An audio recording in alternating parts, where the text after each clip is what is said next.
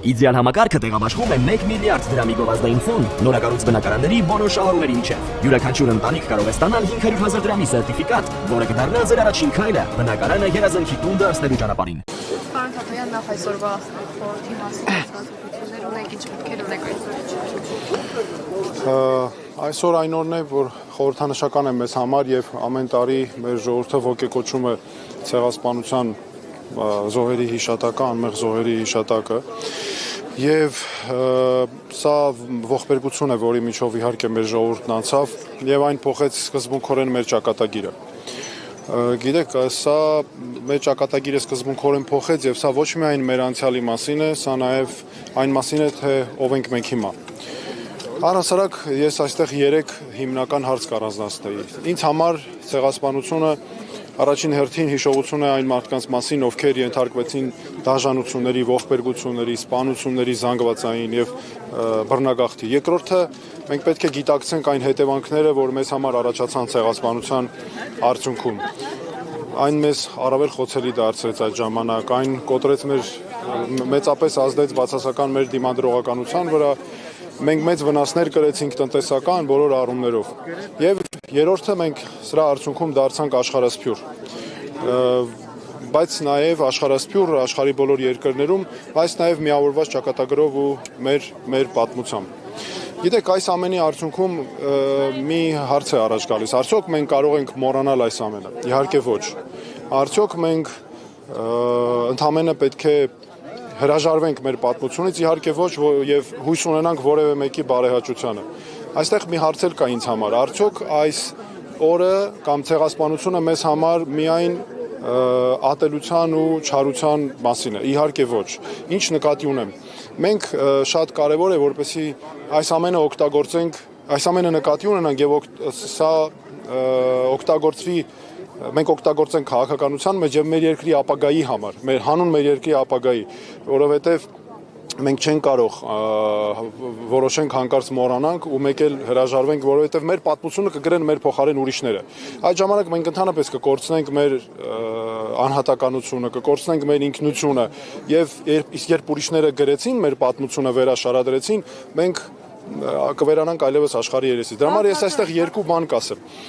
Մենք չպետք է մոռանանք, որովհետև սա մեր ազգային ինքնության մասին է, մեր ճակատագրի մասին է։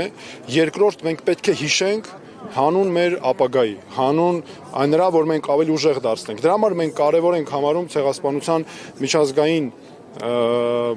ցեղասպանության միջազգային հանցագործության կանխարգելման տեսանկյունից, որովհետև սա ոչ մեկ չի կարող ժխտել, այն գոյություն ունի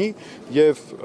մենք պետք է հետապնդենք այս հարցը, պետությունը պետք է հետամուտ լինի, բայց մյուս կողմից ցեղասպանության ճանաչումը դարձնելով ոչ թե ինքնանպատակ հարց, այլ հանուն նրա, որ ամրացնի ել ավելի մեր պետության դիրքերը եւ մենք առավել ամուր կանգնած լինենք։ Պարոն Թաթոյան, նայեք, Փաշինյանն էլ ասում է չմոռանանք, բայց օրինակ պետք է հաջորդ օրն էլ խորոված փարթի անենք, որովհետև քաղաքացու օրն է։ Ինքն էլ է ասում, չենք մոռանում։ Տեսեք, այստեղ սկզբունքային մոտեցումներ կա։ Եթե նա լիներ ազգային գործիչ, եթե նրա համար մեր ազգի շահերը լինեին կարևոր ու առաջնահերթ, միգուցե նման այդպես խորոված փարթի անելը այդպես կարելի էր երևի ինչ որ մի ձև թեև էլի անարգանք կլիներ, բայց նա ակնհայտ է, որ այդ ամենը անում է ոչ ի նպաստ մեր երկրի շահերի։ Նա անում է, որովհետև որպեսզի արժանանա ադրբեջանական իշխանության բարեհաճությանը, թուրքական իշխանության բարեհաճությանը, որպեսզի հանդիպումների ժամանակ ուսին տնպասնեն գովեն, ասեն, այ լավ էս այդ ամենը անում։ Նրան ասում են, օրինակ Ադրբեջանի նախագահ ասում է շարժվի աճ, շարժվում է աճ, ասում է թռի, ասում է ինչքան պետք է թռնեմ, 2 մետր թե 3 մետր թռնեմ։ Այդ պայմաններում խոսել մի բանի մասին, որ ցեղասպանությունը հիշենք, այն էլ հատուկ վերել մցրել են մի հատ էլ մեծ եղերն տերմինը, ես կարծում եմ դա պատահական չի, դա մոռացության տալու, ժխտողականության քայլերից մեկն է մեր այն մարդու կողմից, ով զբաղեցնում է երկրի ղեկավարի պաշտոնը։ Հետևաբար ինձ համար այդ խոսքերը ընդհանրապես ցեղասպանության այս միջազգային հանցագործությունը, ողբերգությունը մոռացության տալու, մեր ազգային շահերը չհետապնդելու մասին է։ Իրուղերձում Փաշինյանը նշում է, որ 29743 քառակուսի կիլոմետր մենք արդեն տարածք ունենք, համեմատում է Սինգապուրի հետ, որ Սևանի 2/3-ի չափով է տարածքը, բայց 5.5 միլիոն բնակչություն ունեն, մեր երկիրը թերբնակեցված է եւ սա ասում է ցեղասպանության ուղերձում։ Այսինքն այն կոնտեքստով, որ մենք տարածքային պահանջներ չպետք է ունենանք, արդյոք ցեղասպանությունը տարածքային պահանջների մասին։ Գիտեք, այս կեղծիքի աստիճան այնքան տհաճ է արդեն։ Հələ բերեք հիշենք 2020 թվականից առաջ ինչ էր ասում։ Ասում էր 2050 թվականին մեր բնակչությունը պետք է լինի 5 միլիոն, իսկ հիմա 2050 թվականին վիճակագրական ժողովրդագրական տվյալներով միայն 24.4% եւ մոտավորապես 24% լինելու են տարեցներ մեր բնակչության մեր երկիրը շատ արագ ծերանում է 1.6 1.8 ծնելիություն է արդեն ընտանիքներում շուտով մեր ընտանիքները ընդամենը 1 երեխայից ավել այսպես շարունակվից չեն ցանկանալու ունենալ առավել եւս մարդիկ ապահով ապագա չեն տեսնում այդ պայմաններում թեր բնակեցված ինչ է նշանակում, այսինքն դու 8 տարի լինես իշխանության խոսես քո երկրի թեր բնակեցումից, հենամենակ հաշվենք օրինակ ինչ-որ մի հատ մարզ, ասենք դե լավ, բերեք այդ մարզով կակրած կոմպակտ կապրենք իրար հետ, էլի, բոլորով գնանք տեղափոխվենք այդ մարզի մեջ։ Այսինքն սա գիտեք ինչ է, նաև սեփական դե ասում է թեր բնակեցված ենք, համեմատում է ուրիշ երկրների հետ, ասում է ավելի փոքր տարածքով, չէ՞, այդ տրամաբանությունը ապրենք։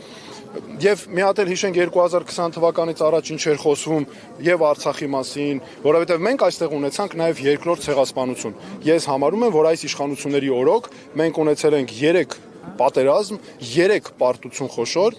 եւ 1 նոր ցեղասպանություն։ Թուրքիայի դրոշը այրել ինչպես է գնահատում, պարոն Թուխյան։ Ես համարում եմ հետեւյալը։ Այո, Մարուկյանն ասում էր, որ դա պետություն չի։ Տեսեք, ինձ համար հարցը հետեւյալն է։ Դա դրոշ այրելը մեր որոշակի հասարակության խումբ է անում։ Ինձ համար կարևորը դա։ Ինձ համար ցեղասպանության այս նվիրական օրը, ապրիլի 24-ը, նախ ասեմ, որ այնպես չէ որ մենակ այսօրը մենք ունենք ու տարին մի օր ենք մենք հիշելու մեր ցեղասպանության այս ողբերգության մասին ու ոգեկոչենք հիշատակը մեր անմեղ զոհերի եւ նորից ամեն տարի մենք պետքա ձգտենք սրա հիման վրա ել ավելի զարգացնենք ուժեղանանք։ Ես կարծում եմ մենք այնպես չպետք է անենք, ես իմ խոսքում ասեցի, որ ապրիլի 24-ը լինի միայն չարության ու ատելության մասին, այդպիսի տպավորություն հանգարց ստացվի, այլ մենք այնպես պետք է անենք, որ սա օգտագործենք մեր ուժի համար, որովհետեւ սրա խորհուրդը իրականում սա պետք է լինի։ Դրա համար ես ինքս չեմ մասնակցում այդ process-ին, որտեղ ես համարում եմ մենք այս ողբերգությունը, այդ տեղի ունեցածը պետք է մեզ դաս լինի եւ դրա հիման վրա մենք շատ ավելի առաջ գնանք մեր երկիրը տանելով առաջ։ Արդեն ընտրություններին ձեր շանսերը ինչպես է գնահատում։ Արդյոք դուք կկարողանաք հաղթահարել թե անցողիկ շեմը եւ թե հաղթահարեք ապա 50+1։ Բոլոր հարցերին ես չեմ կարծում այսօր այդ օրն է որ զուտ քաղաքական հարցեր պատասխանենք։ Եվ ես համարում եմ, որ այսօրը պետք է լինի նվիրական օր, խորհրդանշական օր, իրապես ոգեկոչելու համար մեր ամեղ զոհերի հիշատակը եւ դասերը արձանագրելու։ Բազմաթիվ առիթներ կլինեն, Վահե ջան, եւ կան։ Ես հրապարակային եմ բացեմ այսօր այդ օրը չէ, ներողություն եմ խնդրում։ Ուրացմանը միտված հայտարարությունների հետ կապված ինչ կարող եք ասել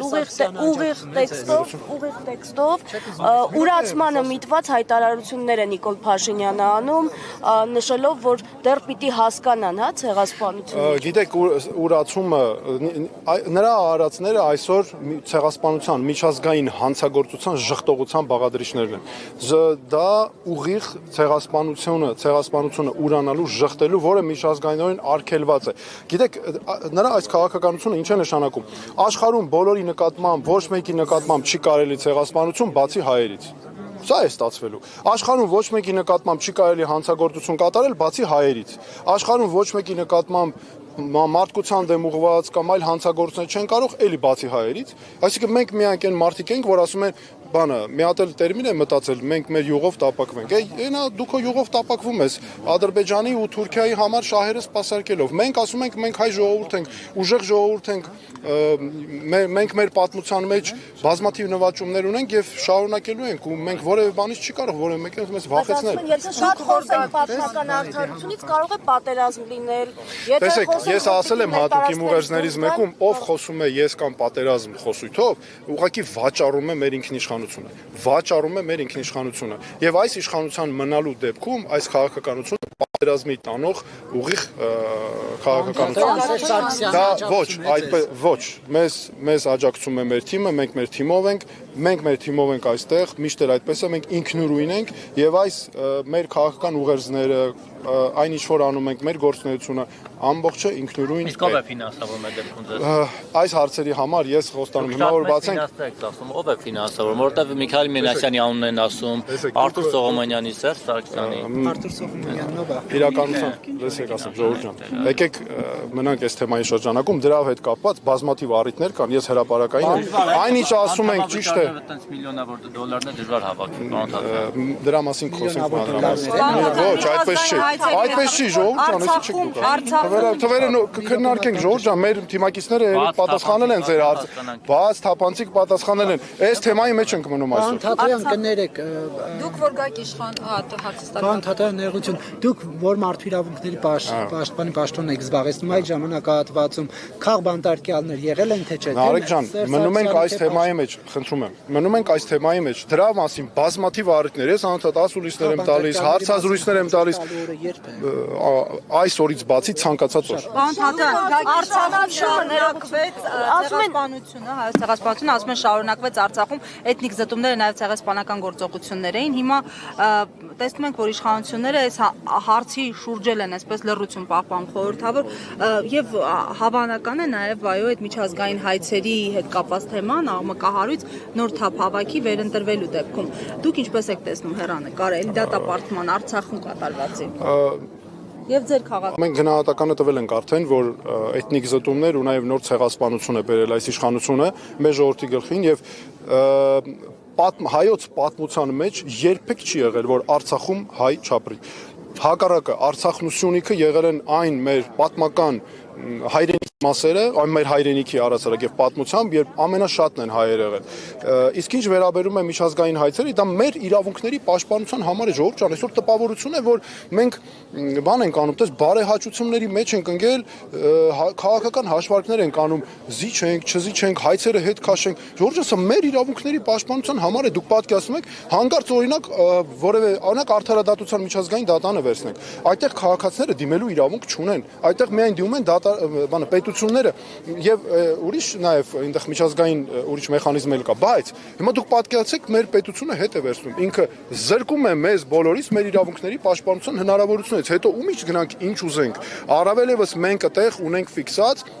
մեր ժողովրդի իրավունքներին վերաբերող հստակ պարտավորություններ Ադրբեջանի նկատմամբ եւ Ադրբեջանը շատ լավ գիտի, որ եթե հանկարծ այդ հայցերը հետ քաշվեն, ապա շատ ավելի ուժեղանալու է ինքը դիվանագիտությամբ եւ հիմա հակառակն է։ Մենք այդ հայցերով շատ ավելի ուժեղ ենք, Ադրբեջանը միշտ ունեցել է այդ քաղաքականությունը։ Ինքը բերել հայելային ուղղությամբ նոր հայցեր է ստեղծել։ Զերոյից դարձել է ոնց որ օրինակ հիմա այդ այսպես կոչված արևմտյան Ադրբեջանն է, մյուսն է։ Դրանք այս իշխանությունների քաղաքական պատասխանատվությամբ աճեցրած, զերոյից աճեցված հարցեր են։ ասում են ցեղասպանվածի հոգեվիճակով Խոսում ես բանակը ուժեղացնելու մասին, ասում է վայ բա պատերազմ կլինի։ Այս ժողովուրդ ջան, եթե մենք մեզ չուժեղացնենք, մենք ուժով չլինենք, բանակը չուժեղացնենք, մեր անվտանգության համակարգը ոչ ման չենք ունենա, եկեք հələ վերցենք երասխի դեպքը։ Ակնհայտ դեպք երասխում ուզում էին գործարան կառուցել, չէ՞։ Ադրբեջանը մի քանի անգամ կրակեց, գործարանը տեղափոխեցին։ Ինչ է ստացվում, որովհետև մենք ուժով չկարողացանք դա պահել, որովհետև Նիկոլ Փաշինյանի այնպես չի արել այս իշխանությունը, որ որևէ մեկը չփորձի մեզ սպառնել պատերազմով։ Դու ուրեմն 6 տարի, տեսեք ինչու եմ ես 6 տարին անդադ շեշտում, շատ ավելի քան ժամանակահատված է, քան առաջին եւ երկրորդ համաշխարհային պատերազմների միջև։ Դու ուրեմն այսքան ժամանակ ունենաս, քո անվտանգության համակարգը չզարգացնես, առաջ չտանես, որ որևէ մեկը ռիսկ չանի հանգարց քեզ սպառնա։ Հիմա գիտեք ոնց պետք է լիներ, կապ չունի ով է վարչապետը։ Այդպես պետք է լիներ, որ եթե երկիրը ունի զսպման կարողություններ, ցանկացած մեկը պետք է նկատի ունենա, ով փորձի մեր երկրի նկատմամբ ոտնձգի, այնց օրը կընկնի, որ միանգամից կոլապսի մեջ կհայտնվի։ Այդպես ասում են, ում երեխաների կյանքերի եւ արյան հաշվին եք դուք նման բաներ ասում։ Մենք ասում ենք սա նրա համար, որ ունենանք հանուն, մենք ասում ենք սա հանուն ապահով ապագայի, հանուն խաղաղության, սա է երաշխավորված խաղաղության տանելու ճանապարհը։ Այ տեսեք Նիկոլ Փաշինյանը, եկեք 2020 թվականից առաջ տեսնենք ինչ էր ասում, պատերազմից առաջ։ Նույն չէ, բացարձակ խաղաղություն է, այսպիսի բան դեռ չէր եղել եւ այլն, տեսանք ողբերգությունները ինչի հանգեցրեցին։ Եվ սա է ես կարծում եմ մեր հիմնակետը, որ իրականում այսպեսի մի բան էլ կա, նայեք, ինքը անընդհատ խոսում է խաղաղության մասին, տպավորություն է, թե ով ավելի շատ խոսա խաղաղության մասին, բոլորը մրցում են այս դաշտում։ Մեր երկրում չկա ժողովուրդ ջան որևէ կուսակցություն, որը խոսա պատերազմի մասին, որը ագիտացիա անի պատերազմի։ Դրա համար այս թակարդը ստեղծել է Նիկոլ Փաշինյանն իր իշխանությունով, ինչի համար, որ թաքցնի այն հարցը, դուք ինչու եք ձախողել մեր երկրի անվտանգության համակարգը այն աստիճան, որ մեզ ուրիշ պետությունները սպառնում են պատերազմով, ու դուք ամեն ինչ անում եք, ինչու եք ձախողել, այս է ամենակարևորը։ Իրենք ասում են, հիմա չեն խոսում, բայց ժողովուրդ ջան, եթե դուք իրանց ձայն տակ քվետակ, իրենք գալու են իշխանության ու այն քաղաքականությունը, որ մենք բարում ենք, դրա հակառակն են անելու, այսպեսի ձևակերպում ռևիզիայի են ենթարկելու։ Տեսեք, այսօրվա շատ հստակ մեկ բան, այսօր Նիկոլ Փաշինյանի կառավարության քաղաքականությունը պատերազմի ուղիղ տանող ճանապարհ է եւ սա անվերադարձ է նրանց համար, ինչու սա անվերականգնելի է, որտեվ սրա շնորհիվ նրանք կոծկում են իրենց ձախողումները, սա սեփական սխալները կոծկելու, թաքցնելու նաև քաղաքականությունը։ Դրա համար նրանք ուրիշ բան չեն կարողանում ասել։ Շնորհակալություն։ Ասում են այդ տեսանյութերը, որ դուք տարածում եք, ասում են ապատեղեկատվություն է։ Իշխանությունները, պաշտպանության նախարարությունը։ Գիտեք, շատ ծիծաղելի է, որովհետեւ ինչ Արայիկ Հարությունյանը աշխատակազմի ղեկավարը, որ քոնը Google-ից սկրիններ։ Ուրեմն ես Արայիկ Հարությունյանը մի անգամ ասել եմ, հիմա էլ եմ ասում, ինքը թող մի հեքիաթ կա, Մոխրոտին ա վերաբերվում, ժամը 12-ից հետո այնտեղ շատ հետաքրքիր իրադարձություններ են տեղի ունենում։ Ես իրանց զգուշացնում եմ, թող 12-ից, հույս ունեմ 12-ից առաջ անում այդ գրառումները եւ միշտ հիշի այդ մուլտիկի մասին։ Երկրորդը, որ Մոխրոտի մասին։ Երկրորդը, որ շատ կարևոր է նաև այստեղ այդ տեսանյութերի հետ կապված։ Տեսեք, այս իշխանությունների ինչ աստիճան են սանձարձակ պահում իրանց ու ստում։ Ուրեմն ես արբանյակային լուսանկարներով, չինական արբանյակի եւ ֆրանսիական Airbus արբանյակի լուսանկարներով հրապարակում ենք, ապացույցներով ցույց ենք տալիս, որ Ադրբեջանը նոր դիրք է մեր տարածքում դրել։ Ցույց ենք տալիս, որ ամրանում է մեր դիրքերում ճանապարհները մարտավարական օպերատիվ կառուցում, իրենց դիրք կոմունիկացիաներն են ավելացնում, ասում է դա Google քարտեզ է։ Դո մեր ժողովրդին տեսեք ոնց են խափում, Google քարտեզը ինչպես է ձևավորվում։ Արբանյակային լուսանկարների հիման վրա Google քարտեզը վերցնում է նկարները այդտեղից։ Այսինքն օրինակ հիմա դուք մտնեք Google քարտեզ, դուք թարմացած հիմա չեք տեսնի տեղեկություններ, որովհետև դրա հիման վրա է ձևավորվում։ Այստեղ դրա համար այդ լուսանկարները մեկ բանի մասին են։ Մեկ, խափում են մեր ժողովրդին, առանց ամաչելու լկտիաբար խափում են մեր ժողովրդին, երկրորդ տարածք են կորցրել։ Մենք դրանով ապացուցեցինք շատ կարևոր մի բան։ Նիկոլ Փաշինյանի իշխանությունը 2020 թվականից հետո ամեն տարի տարածք է կորցրել։ 2020-ին կորցրել է, 21-ին կորցրել է, 22-ին, 23-ին, 24-ին, 25-ին կորցրել է տարածք։ Նրանք անընդհատ խափում էին, մենք դա ապացուցեցինք արբանյակային լուսանկարներով։ Սա արդեն բավարար է։ Այսօր Սասուն Միքայելյանն ասում էր, որ իրենք այդտեղ հերթապահություն իրականացնում են եւ այդպիսի բան չկա։ Գիտեք, բոլորը արբանյակային լուսանկարներից ավել բան կարող է լինել, այ ժողովուրդ ջան։ Եվ նորից եմ ասում, այստեղ երկու բան կա՝ սուտ ասել եւ նաեւ տարածք կորցնել։ Սա այս երկու հիմնական բանն է։